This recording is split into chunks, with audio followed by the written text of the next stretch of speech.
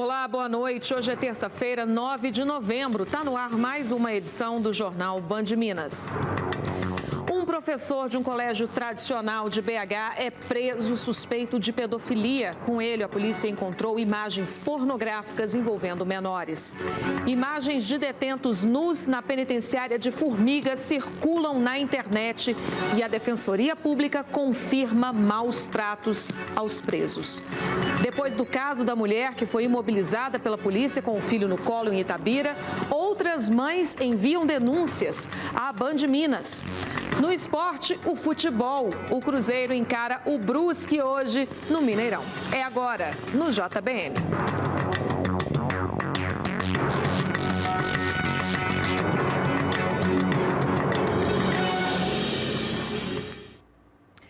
A Polícia Civil prendeu hoje na capital um professor de educação física suspeito de pedofilia.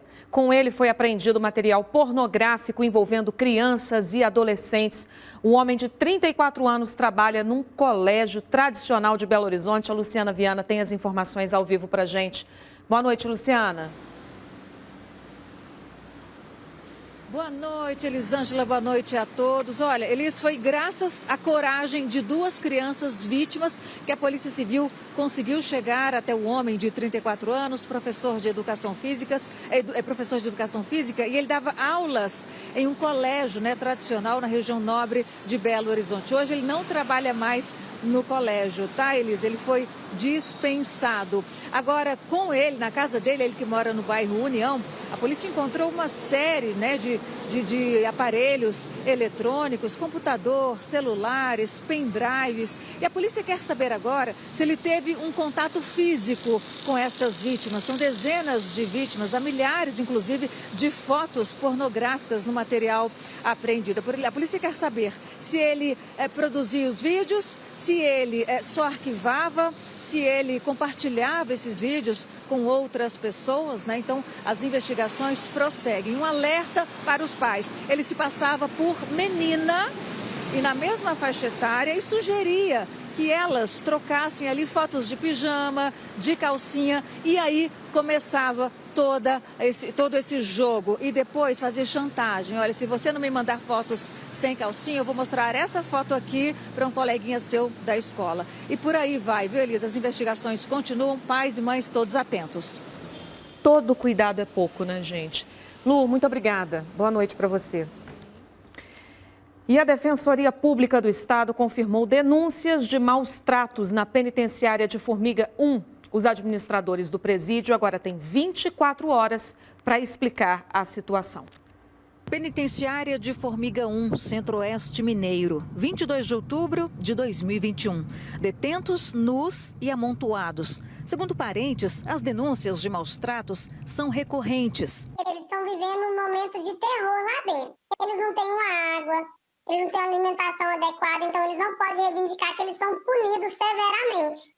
Existe presos lá que teve desidratação severa por falta de água. Todos, sem exceções, pagam, ficando no pátio, tendo colchão queimado, roupas queimadas. Tá um absurdo Formiga, gente. Formiga é o verdadeiro inferno. Segundo um levantamento feito pelo Conselho Nacional de Justiça, o presídio de Formiga tem condições ruins. A gestão do Departamento Penitenciário de Minas Gerais, de fato, tem agido de forma absolutamente condescendente, omissa. O presídio de Formiga é um presídio para onde foram transferidos vários presos da região metropolitana, principalmente da Nelson Hungria, sob argumentos de que esses presos seriam lideranças ou que fariam parte de facções criminosas.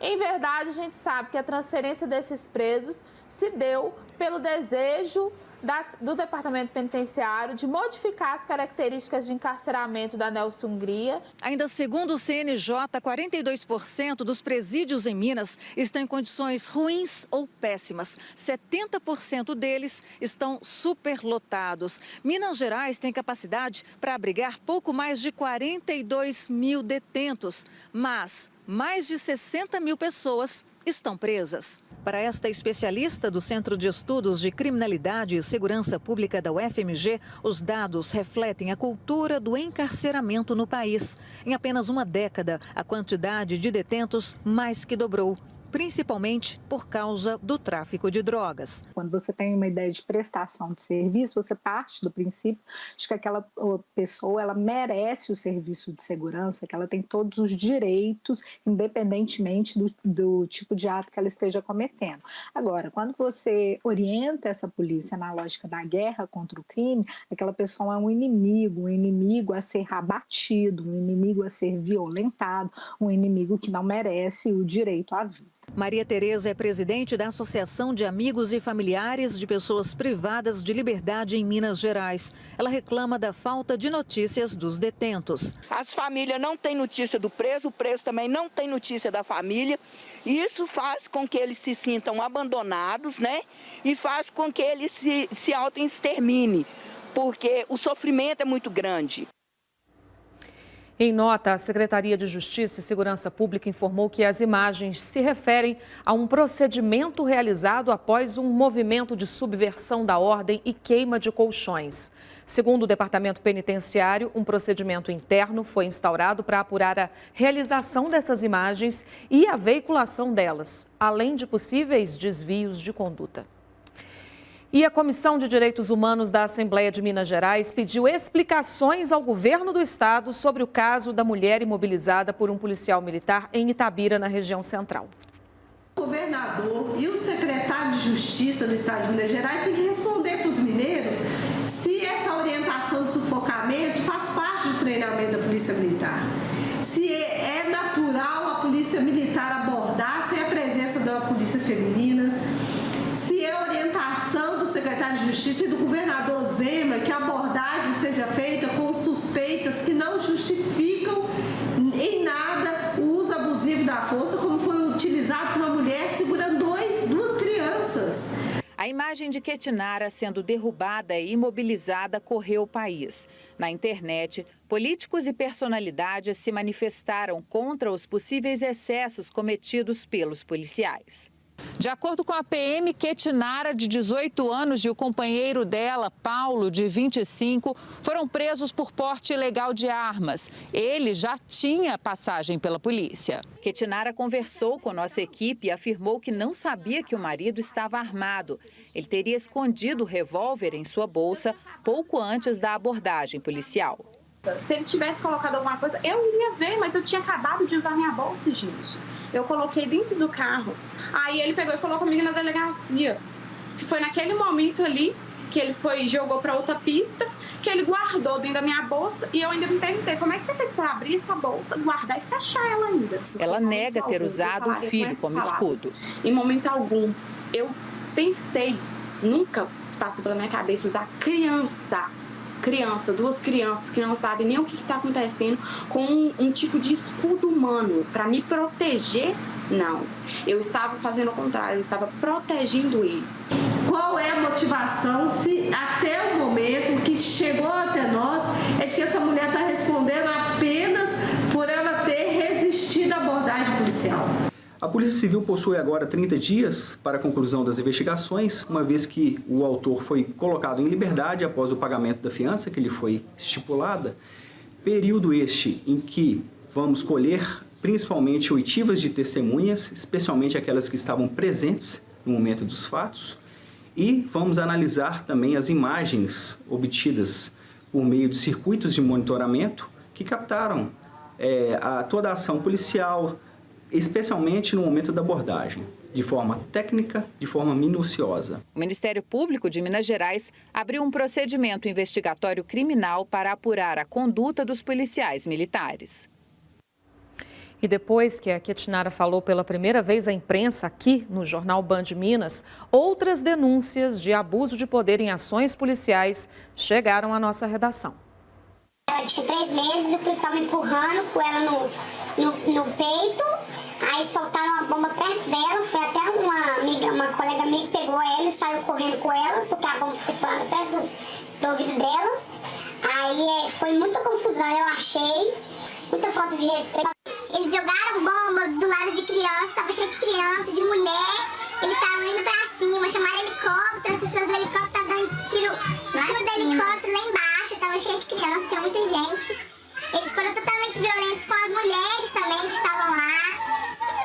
Eles chegaram a chutar, dar soco. Eles foram muito agressivos e em momento nenhum eles fizeram isso para poder se defender, porque a gente nem estava atacando eles. As denúncias de violência em ações policiais são de mulheres, moradoras de comunidades da capital. Os policiais, quando vêm lá em vila, quando vêm em favela, vêm esse povo de favela, eles já começam a pensar, é bandido, é traficante, vai dar tiro, vai assaltar. Eles não pensam que a gente que mora em favela, a gente é trabalhador, que tem muita gente que preza pelo bem, entendeu? Porque para esse povo que não mora dentro das vilas, das favelas, a gente só presta para poder ser doméstica da casa deles. Lá dentro nós somos domésticos, mas quando a gente sai da casa deles e entra para cá para dentro, nós somos bandidos. No ano passado, 120 pessoas morreram no estado em intervenções policiais, segundo o Fórum Brasileiro de Segurança Pública, 12% a mais do que em 2019. Em julho deste ano, Jefferson Guilherme da Costa Santos, de 20 anos, foi morto a tiros durante abordagem policial. Ele estava na porta da casa dele, no bairro Veneza, em Ribeirão das Neves, na região metropolitana de Belo Horizonte. Há uma semana, em Varginha, nenhum suspeito sobreviveu a uma ação policial que combatia uma quadrilha de assalto a bancos. 26 pessoas morreram. Os últimos dias em Minas foram marcados por fatos envolvendo a segurança pública no estado. Além da operação policial em Varginha, houve uma rebelião em Ribeirão das Neves, em um presídio. 20 pessoas ficaram feridas. Na última sexta-feira, cenas de uma mãe com uma criança no colo sendo imobilizada por policiais chocaram o país. Uma sociedade extremamente violenta e que demanda a intervenção do Estado, né? A prevenção dessa violência e a responsabilização, a punição dessa violência, né? Então, é fundamental o treinamento da polícia, né? O treinamento da Polícia Militar, da Polícia Civil, da Guarda Municipal e a investigação do Ministério Público para que essa mediação seja legal. Na minha opinião, a polícia não está protegendo nada, ela só fazendo a gente ter cada dia mais medo deles, porque eles tem muitos policiais bons, mas hoje em dia está tendo muitos ruins mesmo também. A Polícia Militar de Minas Gerais informou que a instituição é a segunda do país com a menor taxa de letalidade policial, conforme dados do próprio Fórum de Segurança Pública. O uso da força letal, ainda segundo a PM, só acontece em casos estritamente necessários. A PM de Minas informou ainda que acompanha as ações de seus policiais e que, quando há instauração de processos apuratórios, segue os trâmites regulamentares e o princípio do devido processo legal. A porta-voz da PM, capitão Laila Brunella, falou com a nossa equipe hoje sobre a atuação policial no caso de Itabira. Por que não abrir os pertences? Por que não mostrar ao policial militar que ela não tinha nada com ela? E o militar, sabedouro dela, portando essa arma de fogo, insiste nessa abordagem. Então, a gente não entende essa recusa de abordagem, já que ela alega que desconhecia o fato de que portava uma arma de fogo. Cabe a gente ressaltar também, eu sou policial militar, ando armada, ando com a minha arma de fogo. É praticamente impossível uma mulher com 300, 400, até 500 gramas a mais numa bolsa não perceber a presença de um armamento lá dentro. Até mesmo ao manusear essa bolsa para fazer um pagamento, como ela mesma ressaltou que tinha feito, seria praticamente impossível não perceber o peso. É uma bolsa pequena, a gente percebe nas imagens. E o policial militar, de imediato, mostra para as testemunhas, assim que a abordagem se encerra, a presença daquela arma de fogo na bolsa. Então não há mentiras por parte da Polícia Militar. Toda a ação foi gravada. Ela ressalta a inocência, ela acusa o namorado de ser o proprietário. Porém, ao que tudo indica, né, essa mulher abordada, ela sim dava cobertura a esses roubos, guardava essa arma de fogo, auxiliava o namorado nessa prática criminosa. Então a gente precisa entender os dois lados e perceber que normalmente um criminoso, aquele que comete um delito, tem por hábito a negativa, tem por hábito dizer que não fez, ou negar, ou jogar, acusar outras pessoas. E essa tentativa de reversão em relação à atuação da Polícia Militar, ela não é aceitável. Cabe a gente destacar que qualquer questionamento a respeito da abordagem pode ser apurado, na verdade já está sendo apurado pela Polícia Militar de Minas Gerais. Então, qualquer excesso, qualquer situação que possa surgir, o próprio Ministério Público já manifestou, né, que fará apuração referente aos fatos, e nós não temos nenhuma preocupação, é de praxe, no caso de qualquer reclamação, de qualquer situação parecida, que a gente faça a abordagem, que a gente faça uma apuração interna. Depois do intervalo, tragédia com o avião da cantora Marília Mendonça reacende o debate sobre a segurança do setor aéreo no país. É daqui a pouquinho. São 7h05. Até já.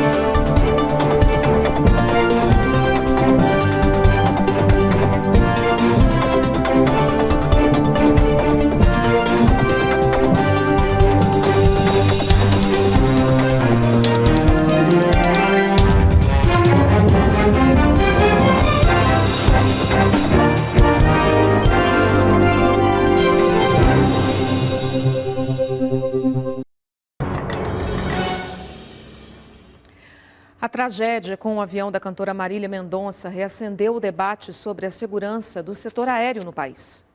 No comunicado oficial da empresa PEC Táxi Aéreo, a informação de que a aeronave PT-ONJ modelo C-90A estava apta a voar com segurança, com todas as manutenções em dia.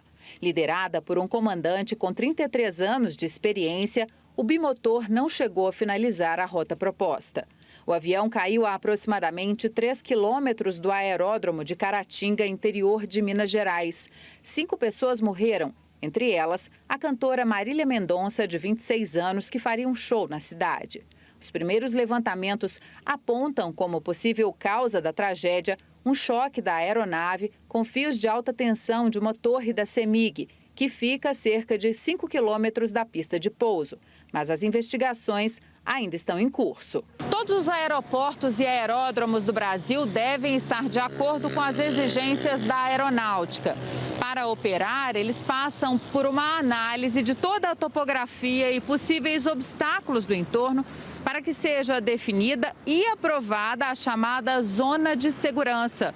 No caso de Caratinga, segundo especialistas, o cuidado extra com a torre de transmissão está descrito nas cartas do Departamento de Controle do Espaço Aéreo. Professor de aviação Kerley explica que, ao planejar uma viagem, o piloto traça o plano de voo baseado nessas informações oferecidas pela Força Aérea e que a fiação elétrica não deveria se encontrar na rota de voo, respeitada a altitude indicada para aquele trecho da viagem. Isso é uma série de fatores contribuintes que o CENIPA vai estudar, vai investigar e vai aí daqui mais ou menos um ano e meio trazer um relatório para a gente entender melhor o que aconteceu. Nos últimos 10 anos, ocorreram 4 acidentes com táxi aéreo em Minas Gerais, de acordo com a Força Aérea Brasileira. O único fatal registrado na última sexta-feira. Apesar da tragédia, este comandante, diretor do Sindicato Nacional dos Aeronautas, garante que o espaço aéreo é seguro. Entrar nessa linha de que poderia ser insegura a aviação por conta de um acidente, porque as estatísticas não mostram isso, né? As estatísticas, pelo contrário, elas mostram que um acidente ocorre e a gente, obviamente, gostaria que eles não ocorressem, mas eles acabam ocorrendo, né? Um a cada milhares de voos que são feitos e até mesmo milhões de voos que são feitos diariamente. Pode ficar muito tranquilo, a aviação ainda é o meio mais seguro de transporte. Somos extremamente regulados, né? Seja pela ANAC, seja pelos órgãos de fiscalização governamentais, e a aviação ainda é e vai continuar sendo um dos meios mais seguros para se voar. E a Prefeitura de BH publicou hoje um decreto que unifica as regras de funcionamento das atividades econômicas durante a pandemia. Com a legislação já em vigor, Saunas, danceterias, boates, discotecas, salões de dança ficam proibidos de funcionar na capital devido ao alto risco sanitário, ao potencial de aglomeração e também do alto tempo prolongado que geralmente essas pessoas ficam nesses estabelecimentos. Os demais segmentos comerciais já estão liberados para funcionar em todos os dias na semana e em qualquer horário, depende evidentemente do próprio empresário para definir então qual o horário de funcionamento. Velórios e sepultamentos vão voltar a ter mais flexibilidade, vão funcionar de maneira mais flexível com esse novo decreto, que também regulamenta agora novas regras para o teletrabalho dos servidores públicos. Renato Paim, para o Jornal Band Minas. O governador de Minas, Romeu Zema, aparece na frente na corrida eleitoral com 46,5% das intenções de voto. É o que aponta a pesquisa realizada pelo Instituto Paraná e divulgada pelo Grupo Bandeirantes. Em segundo lugar, com 22,5%, aparece o prefeito de Belo Horizonte, Alexandre Calil. Para o Senado, Antônio Anastasia aparece em primeiro lugar com 25,5% das intenções de votos. André Janones acumula 10,1% e, na sequência, Duda Salabert tem 7,6% das intenções dos votos. O levantamento retratou também a preferência dos mineiros para a presidência da República. Nele, o presidente Jair Bolsonaro aparece com 33,9% e o ex-presidente Lula com 31,9% dos votos. Essa pesquisa foi realizada entre os dias 3 e 5 de novembro. 1.540 eleitores foram ouvidos. A Paraná Pesquisas está registrada no Conselho Regional de Estatística da 1ª à 7ª região, sob o número 3122/21. A seguir, os destaques do futebol. Daqui a pouquinho tem o jogo do Cruzeiro contra o Brusque no Mineirão pela Série B do Brasileiro. A gente vai mostrar para vocês. Agora são, cadê as horas? 7h14. Até já.